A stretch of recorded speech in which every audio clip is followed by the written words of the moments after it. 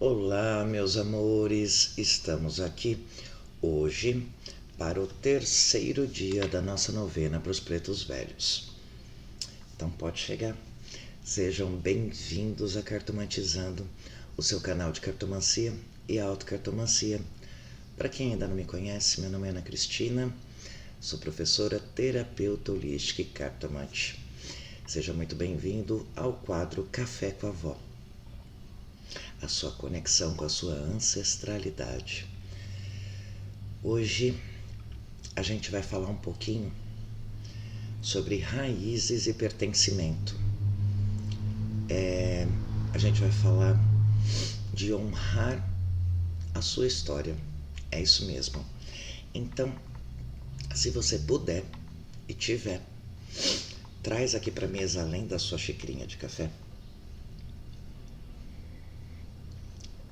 uma vela branca e um copo d'água. Esse copo d'água pode ser água de filtro, água mineral, aquela água que você usa para beber na sua casa.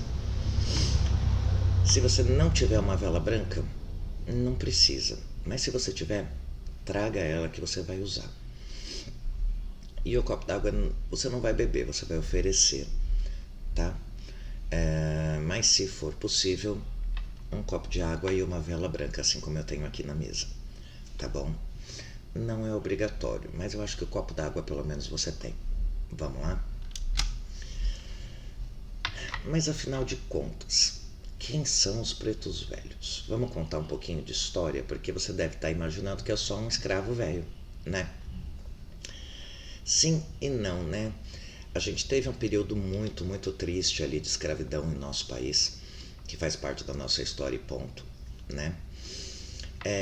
E quando esses escravos envelheciam, o que acontecia com eles, né?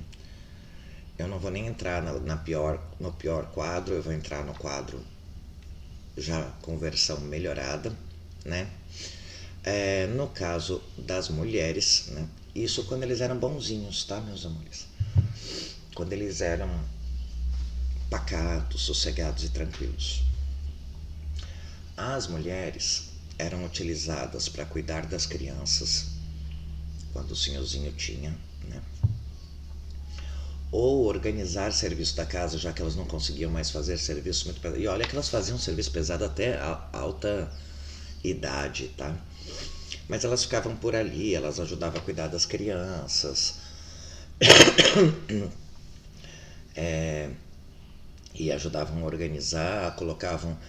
É tipo assim, como elas eram mais ouvidas, então as escravas mais jovens que vinham ali para a Casa Grande para fazer o serviço, elas conseguiam apaziguá-las e fazê-las trabalharem.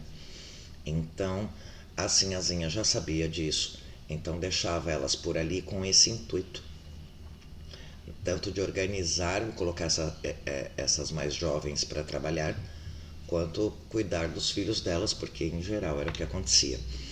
E os homens?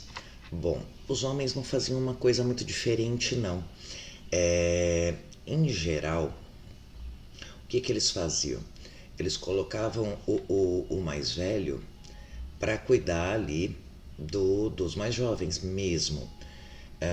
Muitos deles eram usados inclusive para catequizar os mais novos, porque eles acreditavam que o fato deles serem desobedientes era por causa deles não acreditarem em Deus, deles serem pagãos. Então eles obrigavam eles a virarem cristãos, a serem batizados. Tanto que você vai ver que a maioria deles tem nome de santo, né? Então, e como é que eles convenciam? Eles pegavam o mais velho e botavam ali para trabalhar. Você vai ver que tem uma grande parte de pretos velhos que aparecem com um terço na mão, né? Tanto os pretos quanto as pretas, eles aparecem com um tercinho na mão. Ana, se eles iam catequizar, por que não tinha uma Bíblia, né? Então, meus amores, você sabe que a maior parte deles não sabia ler e escrever, né? Aliás, até os brancos, naquela época, a maioria não sabia ler e escrever. O senhorzinho, sim, era letrado, mas às vezes assim, não era. Porque ele não ia deixar ela estudar. Tinha essa parte também, né, meus amores? Então, a Bíblia era pouco utilizada. utilização da Bíblia é mais recente. Eles usavam o terço mesmo ali para fazer as rezas e trazer. Depois eu até tenho alguns fatos curiosos ali que eu vou trazer para vocês na live de hoje à noite, explicando toda essa história. Eu não vou me prolongar muito aqui, porque aqui a ideia é passar um pouco, né, um resumo de cada dia para trazer porquê daquela energia aqui, né? Então, mas se eles eram submissos assim, por que eles viraram um referencial? Só porque eles eram velho? Não, meus amores. Não se iluda, não. O fato deles serem submissos não tem nada a ver com aceitação. Na verdade, essa submissão era pura sabedoria.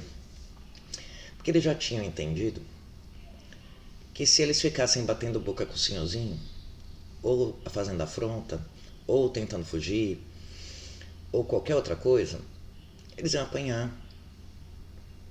E algumas vezes eles iam até perder a vida deles ali brigando por isso, de forma equivocada. Então, eles resolveram dar a volta na pedra, né? O que acontecia? Aqui, as mulheres, por exemplo, elas pegavam seus dons de benzimento, porque elas eram conhecedoras profundas de temperos e ervas e afins, porque elas já tinham isso em sua tradição anterior. E elas ajudavam a curar pequenas doenças dos filhos. Lembrem-se, naquela época não existiam médicos, né? Existiam alguns estudiosos que também faziam experiências com plantas e chás e infusões. E isso era a especialidade delas. Então eu ter um negócio desse na minha casa, imagina o que não era pro senhorzinho, né? É claro que eles achavam que isso era crendice em muitos momentos.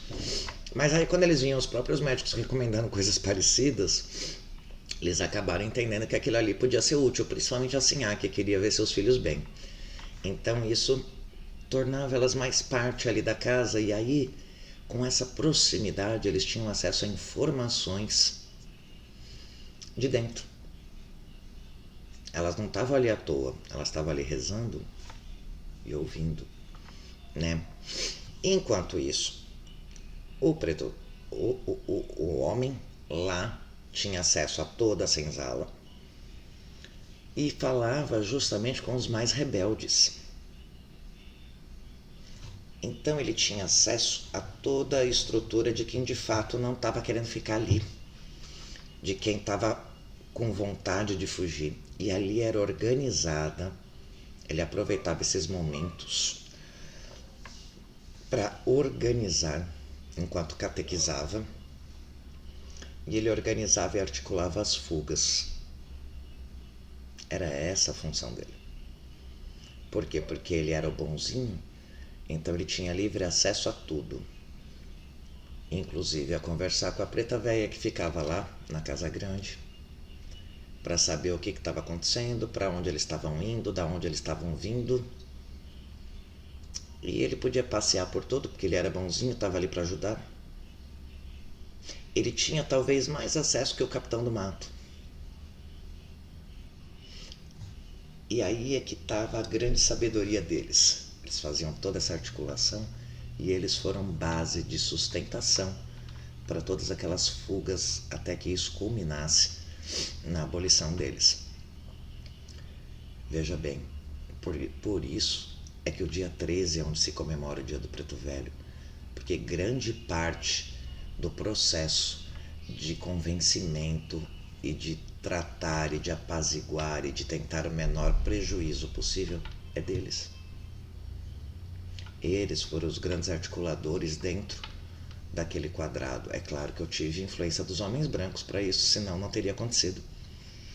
Mas foi essa junção que trouxe o que era a liberdade. A gente sabe que tem um longo processo após isso, mas se não tivesse sido esse momento, isso nunca teria acontecido. Tanto que as primeiras legislações rezavam justamente sobre a liberdade dos mais velhos e das crianças que estivessem nascendo ali, né? Porque eu já nascia livre e depois era uma espécie de aposentadoria pro negro que tinha chegado numa certa idade. Mas mais tarde eu falo mais sobre isso para vocês entenderem como é que isso aí funciona de fato. Porque aqui, hoje, a gente veio aqui para honrar aqueles que vieram antes de nós e que mostraram como é possível vencer momentos de dificuldade com estratégia e com inteligência. Então, nesse momento, eu vou pedir que vocês, quem conseguiu a vela, coloque sua vela aí.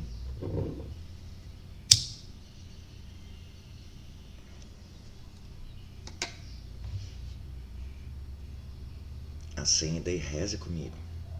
Adorei as almas, salve os pretos velhos, saravá, salve todos aqueles que vieram antes de nós. Que hoje eles possam nos mostrar como vencer as pequenas dificuldades da vida com estratégia e inteligência. Salve, saravá, gratidão pelo legado que vocês nos deixaram. Amanhã a gente tem o 4º dia da novena. E não esquece da live de hoje. Pode deixar sua vela queimar até o final. E na hora que a vela acabar de queimar, você pode descartar a água na pia da cozinha mesmo. Tá bom, meus amores? Tenham todos um excelente dia, iluminado, com muita paz, com muito amor e com essa energia fantástica desse povo ancestral maravilhoso.